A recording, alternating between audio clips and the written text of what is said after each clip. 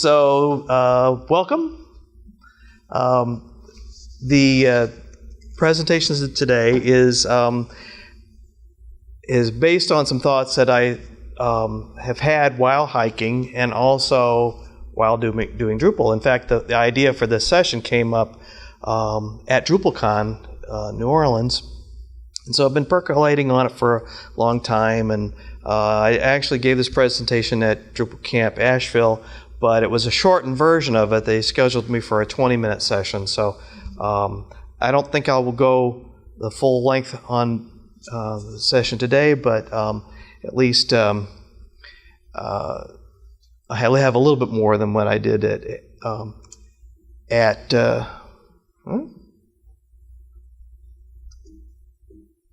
okay, what happened to my computer? Did it lock up?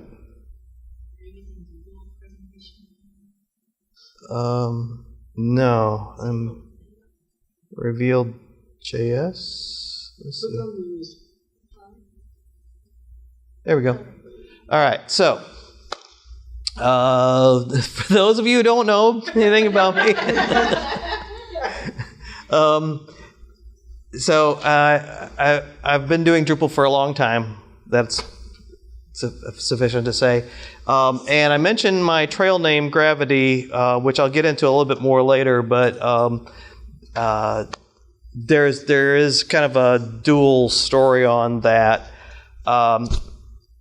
My freelance work I started doing under the name Starting Gravity, which is based on the fact that I'm also a home brewer, and starting gravity is a measurement you take when you're making beer before it starts to ferment. The measurement is called your starting gravity, and then when the fermentation is complete, that's the final gravity, and then you calculate the total alcohol of the beer based on those two numbers. I love it, math and beer. Can I ask something? Yes. Slightly off topic but on topic. Okay. I personally am here entirely for Appalachian Trail and not really for Drupal. That is something I just wanted to put in. I just wanted to ask the other three's opinion, but that's all I had to say. Okay. So a little bit about the trail. It's 2,189 miles. It runs between Maine and Georgia, 14 states. It is not as remote and wild as some people think. It does go actually through some towns like Damascus, Virginia, Hot Springs, North Carolina, a few others. It starts on Springer Mountain, Georgia, which is just up the road here, about 60 miles, at Amicalola State Park. And if you ever get a chance to, if you've never been there before, it is worth, even if you have no interest in hiking, just going to see the falls there, because they are pretty spectacular. I went there just a couple of months back. Oh, okay, good. It is beautiful, isn't it? And then the trail on the other terminus is Mount Katahdin, and that's in Maine, at Baxter State Park. And people who hike from one end to the other, you can go either direction, of course. They are, when they complete it, they're called through hikers. So my plan is to hike next year, starting in March. I will be going northbound. A northbound hiker is called a nobo. A southbound hiker is called a sobo.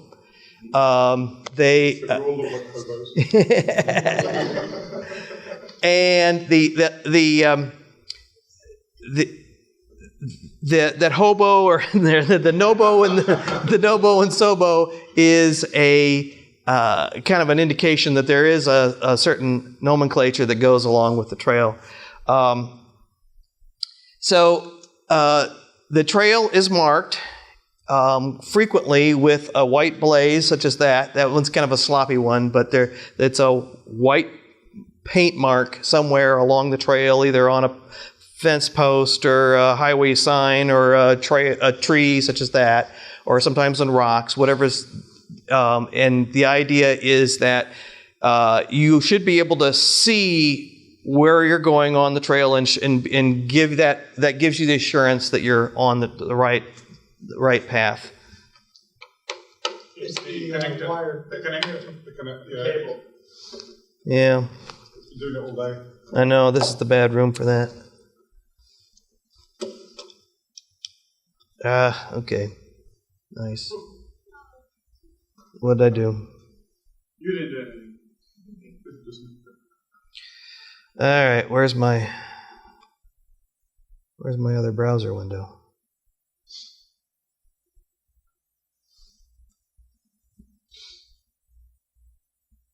Where's my other browser window?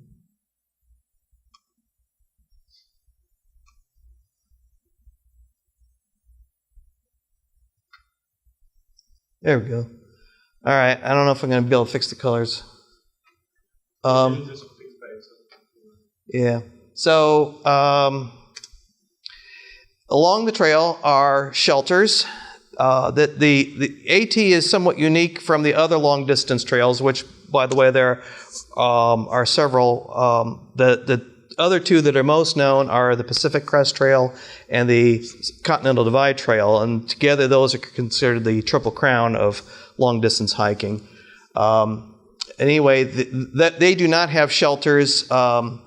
Like this is one that is not too far from Nantahala Outdoor Center on the path towards Chihuahua Bold, south of the Smokies. It's kind of a grungy one. Then there's some others. This is a very nice one. This one's in the Smokies. They rebuilt all the shelters in the Smokies, but I put both of those in there to kind of show the conditions. But you don't have to stay in those shelters except in the Smokies. There is a requirement in the Smokies that you stay in a shelter unless it's full, and then through hikers get kicked out because the shelters are reserved, but the through hikers don't. Anyway, it's what is that? Through hikers? Yeah, through hikers have to stay in the shelter unless it's full.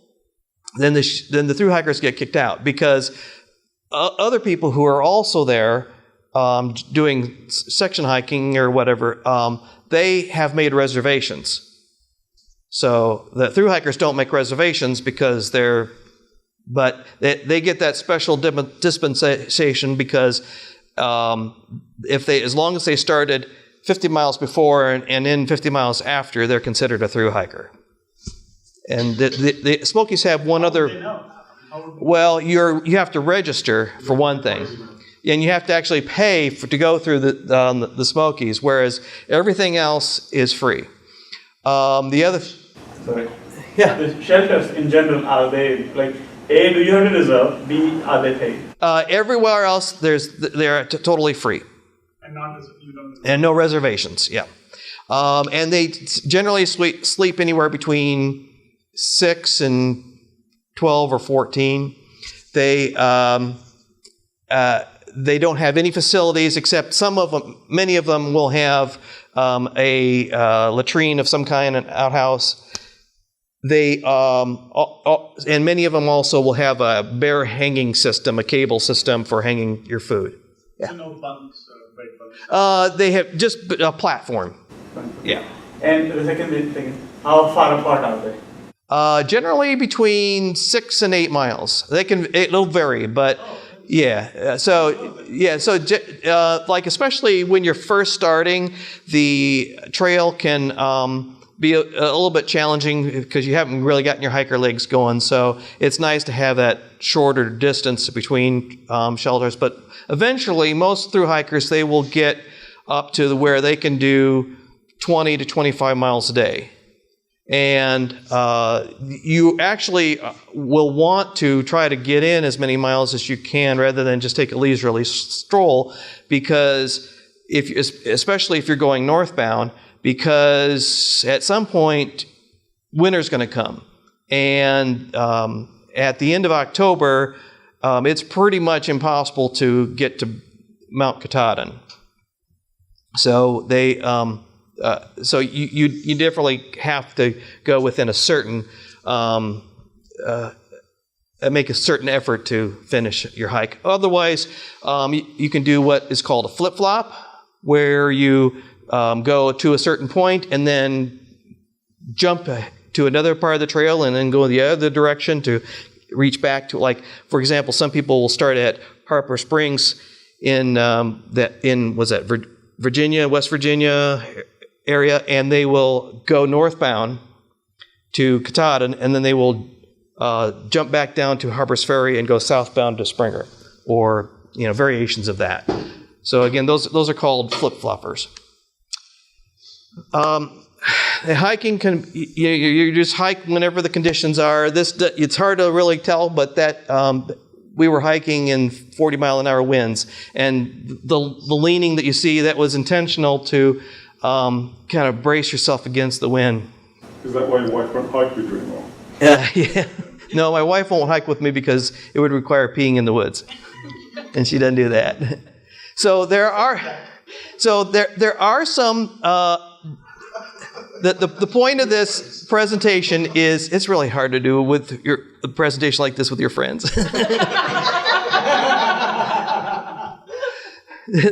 The peanut gallery. So the point of this presentation is to talk about Drupal. So I did want to start off by talking about the differences between hiking the AT and Drupal. So hikers have to carry all their possessions on their back, all their food, everything they've got, all their water, and developers have all the comforts of home and the office. Hikers rarely shower. Developers regularly shower, unless they work from home. But there are many similarities, and that's kind of why I'm able to bring Drupal into this discussion. For one thing, kind of a superficial similarity is that hikers have trail names and we have usernames, and we kind of go by that as often as in our relationship with other hikers, other Drupal developers. We have unique expressions, jargon, traditions. We're familiar with things like white screen of death. The Drupal in Drupal, hikers have a white blaze.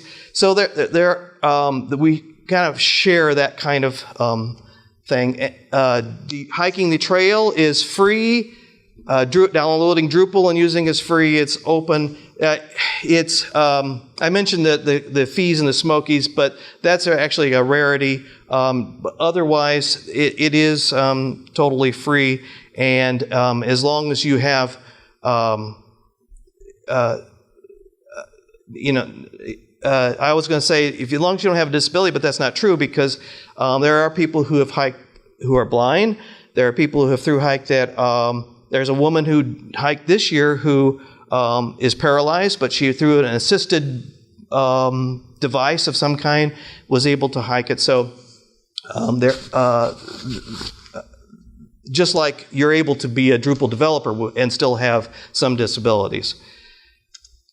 So continuing on in the similarities, the Trail and Drupal both have a close-knit community that's bound by a shared experience and commitment.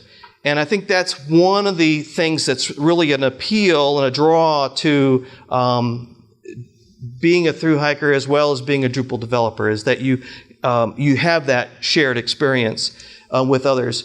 But it's because of that then that both Drupal and the AT are managed and maintained by volunteers, a large group of volunteers. And in the case of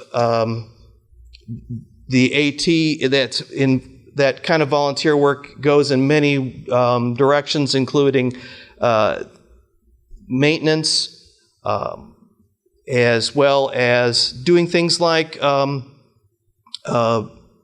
feeding hikers along the way. That's called trail magic. And so when you're hiking along, you'll see, like, you'll come to a road crossing and you'll see people that have set up a grill and a cooler, and they've got soft drinks or beer and hamburgers and things like that they just give free to thru hikers as they are on the trail. Also,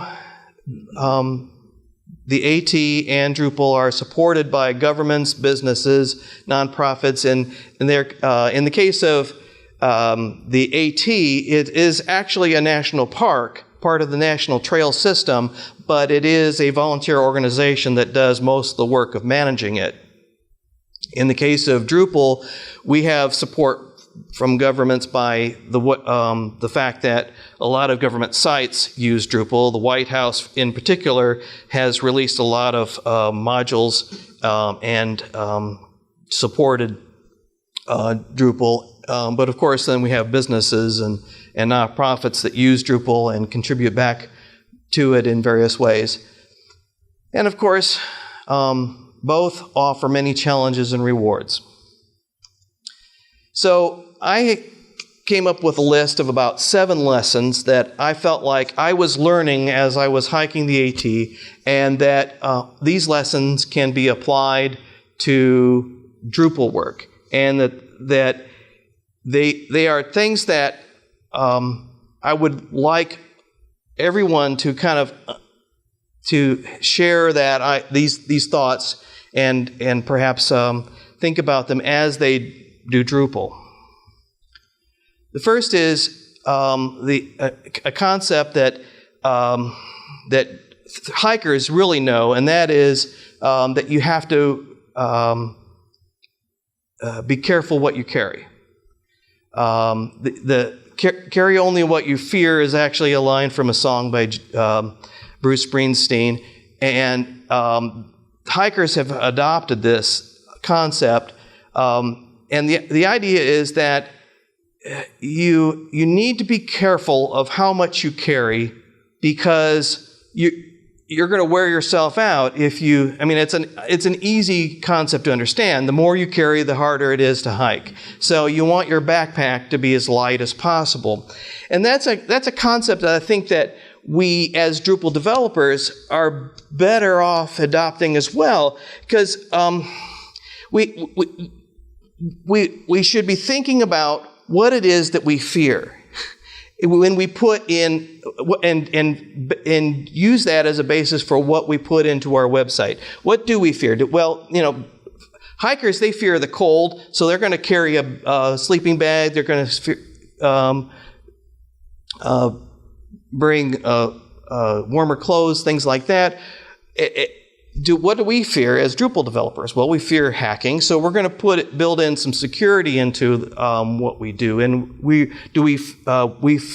in some projects we fear time and budget, so we're going to maybe take some shortcuts by using contrib modules rather than doing custom development. Or do we fear having a slow and sluggish website? So maybe we're going to fine-tune it, and maybe rather than use a bloated contrib module, that we tailor it with some specific custom work. So the point here is to think about this and make rational decisions, use our based on what it is that we're fearing will happen to our site, or fear will happen to our project as we develop the site. The second lesson is, again, this is actually coming from another song. This is from a song by George Harrison, but it is a concept that applies to hiking as well as other activities of life. If you don't know where you're going, any road will take you there. So it's one of those things that if you don't think about what you're doing before you do it, you don't know where you're going to wind up. And I was working on a project recently where that really kind of hit me, where I had a challenge of creating a menu system that had certain actions depending on scroll position, and it was you had to use some jQuery to manage some of this, and so I initially thought, well, this is a perfect use of the position static that in CSS that isn't used very often, and I thought, great, this will work fine for me. And then I realized, oh, there are a lot of browsers that don't support that. So then I did some research. Oh, no problem. There's a polyfill for that. So I started using that polyfill and started developing, and then came into all kinds of other problems based on the fact that this particular position static does not get respected by other positioning on the page. And if I had spent a little bit more time since position static isn't used very often, if I had spent some more time understanding what that does, and I could have saved myself several hours of development time. Lesson 3, Maine isn't going to walk to you, that's an expression that thru hikers use a lot, that you just have to get up and get moving. Well, that's how's that applied to Drupal? To me, is you have to learn Drupal and understand, and don't just start creating stuff. If you're going to develop a site, you need to understand the theming layer. I'm not saying that you have to know it inside and out, but you have to understand how it works. Otherwise, you're going to be. How many of you here have been asked to look at a site developed by somebody else, and as soon as you started looking at it, you realize this person didn't understand Drupal? Yes. Yeah. Whenever I look at my own WordPress sites. Yeah. Or you. How many times have you done some work and then set it aside, or you look at a site that you worked on 2 years ago or something like that, and you think, what was I thinking when? So the point here is that you have to invest the time. You have to just say, I'm going to do this. You have to have a will to put in the effort.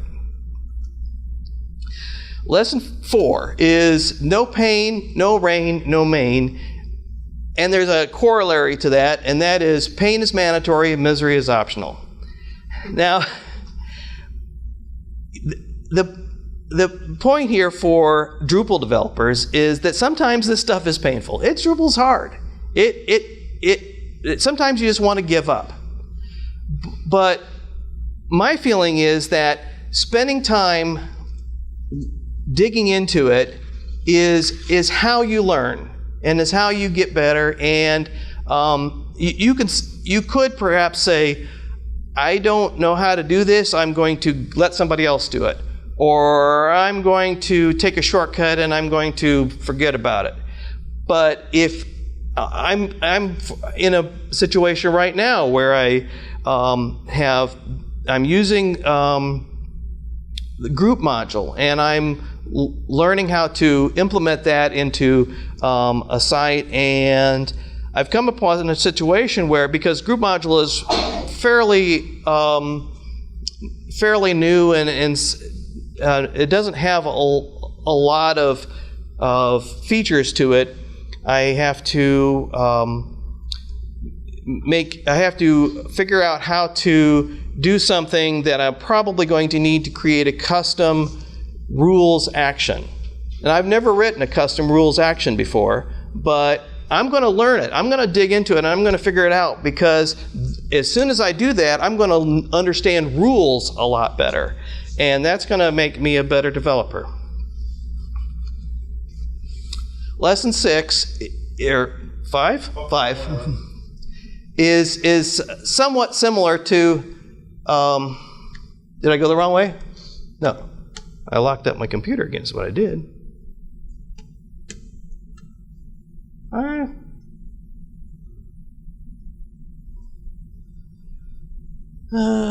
dear. Where's the arrows down below? That's the last slide. No, that's not the last slide. Okay. Embrace the suck. That's what you were doing? Yeah. So, this is actually somewhat of a corollary to what we were just talking about, in that some of this stuff is hard, and it is painful, but the rewards are worth it. The pain is too, actually, and because that's how we learn. If we knew everything, it wouldn't be painful. Lesson 6 is really gets to the heart to me of Drupal. Well, I'm sorry? Road. That's yes. It's actually between big. That's looking on from Big Hump down. Do you know Big Hump Mountain? Yes. Yeah. So that's looking. Well, there's Big Hump and Little Hump. I mean, the people I hike with, we always called it Big Hump and Little Hump. So yeah, that's looking northbound towards coming off the mountain. So to me, the biggest similarity between the AT community and the Drupal community is these things that bind us together, and these shared experiences and the shared goals that we have are what make each community so strong and make you want to be a part of them. But the thing of it is that they're only good if you share them. There was a study that was done by some researchers at Yale University where they gave some people chocolate. And for some of the people, they gave the chocolate and just had them go taste this chocolate in a separate room. And in some cases, they gave the people some chocolate, but they put them in a room with somebody else who was also tasting the chocolate. And then they later asked them, what did you think of the chocolate? And the result was, the findings were that people who were sharing that experience thought the chocolate tasted better. Their responses were. Then they repeated that, but this time they gave people bad tasting chocolate, very bitter tasting chocolate. And their results weren't quite the same. They didn't see the results being that they still thought it was better, but they got more out of that experience because they commiserated with each other. Boy, isn't this horrible chocolate? So I think that's, in fact, this is what they said in that study. Sharing an experience might lead people naturally to think more about the contents of each other's minds, a phenomenon called mentalizing, and this might increase the impact of the shared stimulus. So the point here is to share your knowledge, share your experience, share your time. That's how you learn. That's how you appreciate what you have. And chances are, in the process, you will learn more as well. Lesson 7, this is the last one, hike your own hike. There is an expression that you will often hear hikers say, although you have to wonder, what does that really mean? Does that mean that you can be a jerk because that's your own way? Can you hack core because that's your own way? Well, I mean, it's your website or it's your career. You can do with it what you want, but are you gaining insight into how others are doing it? I don't know. The point here is that life is too short, and so you should be able to do what you want, but don't let that be a cop-out.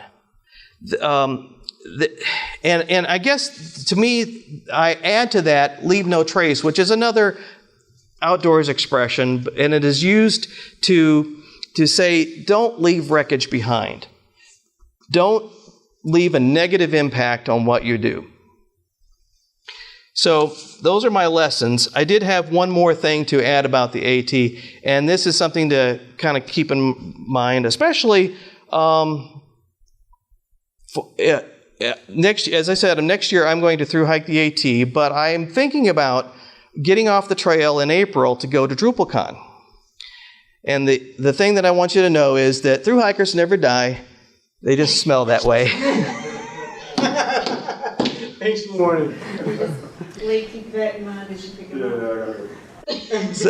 up. So there's my contact information if you want to ask me anything about the AT, or maybe I can help you with Drupal too, since I've been doing it for a billion years. But I also wanted to mention I am in the process of building a Drupal site that will be a blog of my, but it might look like that, or it might not, because I keep changing my mind as to what I want to do. But I'm building it in Drupal 8, which I'm also using as an opportunity to learn Drupal 8 much better, and so that's fun. How do you plan to stay connected, like using your phone or something? Yeah. So last June I did 50 miles of the AT in Georgia, and what I found was that almost every ridge line, you could get internet service. And I did a little bit of research on that, and I found that Verizon was in particular a good one. So I've got a 6 Plus, so it's got with extra storage. So we'll have extra battery, so I will be able to do my blogging right from my phone when I have a connection. But I've also got an app that allows me to type up things beforehand in Markdown, in fact, and then I'll use the Markdown filter on my blog and just copy and paste right into the blog. And then my camera has it's one of those cameras that does its own little Wi-Fi hotspot. So then I'll be able to transfer the photos that I want to use into my phone and then upload them into the site. So I hope to have it as a fairly robust site with lots of pictures. For camera, I use this. This is a micro SD. Oh, yeah. USB. From USB, so I take the micro SD from the camera, put it in here, and this side is micro USB. Oh, okay. So kind of, but it's more physical work than. Yeah, I don't think that'll work on an iPhone though. Jim, what was your site again? Jim at Starting Gravity. Oh, Starting Graphics. yeah. Are you going to carry a gun with you? A gun? Yeah. No. Like you're not concerned about like bears or bad people or anything like No. that? What about clowns? No, there's clowns maybe. Yeah. No, the crime. As far as crime is concerned, there are fewer crimes on the AT than there are in your neighborhood. And as far as bears are concerned, most bears don't want anything to do with you unless you leave food around or you smell like food, and so you just have to take precautions. Don't leave food in your tent, for example. That's why. They smell like dead people. Yeah. Yeah. Bareback. Bad disguise. Don't put Campho-Phenique on your teeth, on your tips of your toes, and go to sleep in your tent, because the bears are going to come and you're going to find them nibbling at your toes in the middle of the night. There's been a few things on the trail that have happened. There have been some. Yeah, there have been a few incidents. There was somebody who in the Smokies a couple months ago. More than a couple months ago, I guess, but a few months ago, that was attacked in the middle of the night in his tent. But that's extremely rare. And he claimed that he didn't have any food in his tent, but it's possible that somebody else had food in their tent before, didn't report a bear attack, but the bear came back because once a bear knows about human food, the bear will do anything possible to get it. Lick your fingers So, clean if you're eating. I mean, are you not supposed to have any food? I mean, what if Use you a bear don't- bag. You should have. You put everything in a Toothpaste. bag, yeah, anything that's smellable, and you hang it at least 20 feet off the ground and 10 feet away from the trunk of the tree, because bears will climb trees and they will. So you have to take some precautions, but I've seen what a brown bear does to a car to get a banana out of it. yeah. It was like something had exploded in it with claws and teeth. Don't you have to like eat supper before you make camp and then go? That's mostly in grizzly country that you do that, but there hasn't been a grizzly east of the Mississippi in several hundred years, so no. Leave your dirty pots by your tent. Were you a Boy Scout growing up, or did Yeah. you just kind of? Yeah.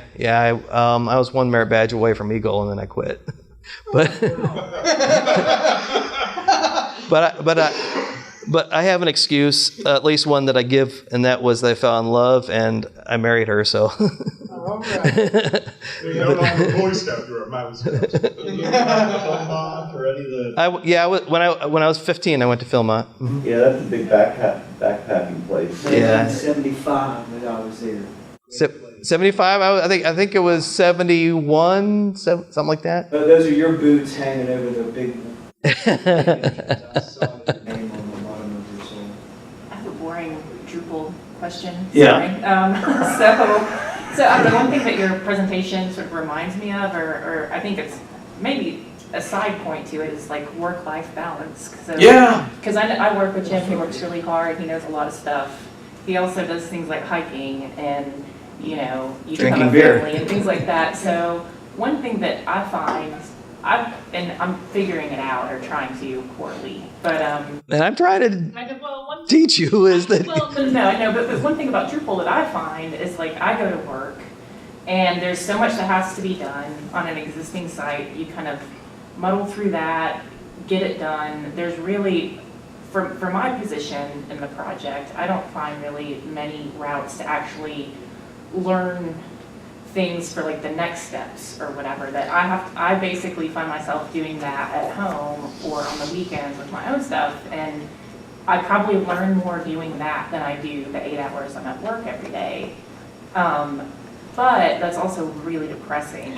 You know what I do? Is that normal? Like, is that just an expectation? You know what I do is that I give myself some time, and usually it's maybe just 30 minutes or so at the beginning of the day when I first get to work, before I get started and before I start. And I don't bill the customers for this time or anything like that, but a lot of times, and I subscribe to various emails and feeds and things like that. But what I'll do is I will send them to my work account so that when I get to work in the morning, they're there for me to just review. And I've always tried to give myself just a little bit of learning time every single day, because that's really how you start picking up on these things that people are talking about. Like, that's how I learned about things like Gulp and Bower and things like that, are just really foreign things that don't seem to have anything to do with Drupal exactly until like Composer is something that everybody's talking about now. It's the hard part is sitting down in like a Drupal site that's not the one that you're paid to work on. And so that's why I really like this project, this blog project, is that it allows me to kick the tires of Drupal 8 to death. I mean, I've blown that thing up at least 4 times already. I've started over complete. I started working on it when Drupal 8 was in beta. There have been times when I've gotten to a certain point and I thought, this is not where I want it to go, or this is getting so muddled, but it's okay to blow it up because it's not a live site. I don't have a deadline, and But it's an outside site on your own time that you're trying to figure out the problem. but I don't have a deadline other than I need to get it done before I hit the trail. I was hoping to have it done last March, if that gives you an idea of. So I think it's kind of expected of Drupal developers to keep in touch with what's going on in the Drupal community. Yeah. You know, like, I don't care what contract you might be working on, you know, they expect you to be kind of out in front of just the guy in his garage. Well, see, yeah, it's been really helpful for me to, number one, follow Grease's blog and just trying to figure out what he's talking about half the time. And listening to his keynotes. So far out in Yeah. things that, you know, you kind of get clued in as to what is coming, and, you know, when you see those modules and stuff, you can kind of watch out. But also, there's like a lot of like newsletters that, you know, if you just go into Drupal and sign up for that stuff, and well, and you know, it kind of comes to you. I think that you as a developer bears certain responsibility for that. Where if you care about your career, and Drupal. I haven't been a full-time Drupal developer for very long, only about 3.5 years. And actually, no, about 3 years. But I've been doing Drupal since version 4.5. I didn't learn that much between 4.5 and 7, when 7 came out in 2011. In my mind, I didn't think I had learned that much. I learned more than I thought I did. And I should have gone full-time sooner. When I did, I learned so much more immediately. But all that learning was investing in my career, and I'm making a lot more money than I would have ever made if I stayed in my old job. Well, I think any profession is kind of built into it that there is, you know, you're kind of expected to keep up to speed with the current happenings. Yeah, unfortunately, not every employer gives you the ability to put time into it, and they don't value that. And if you're working for somebody who isn't allowing you to go to camps or try new things, then maybe you need to find a different employer, because or invest the time yourself, because ultimately it is your responsibility. You're not an indentured servant to your employer. Great, thanks. This was awesome.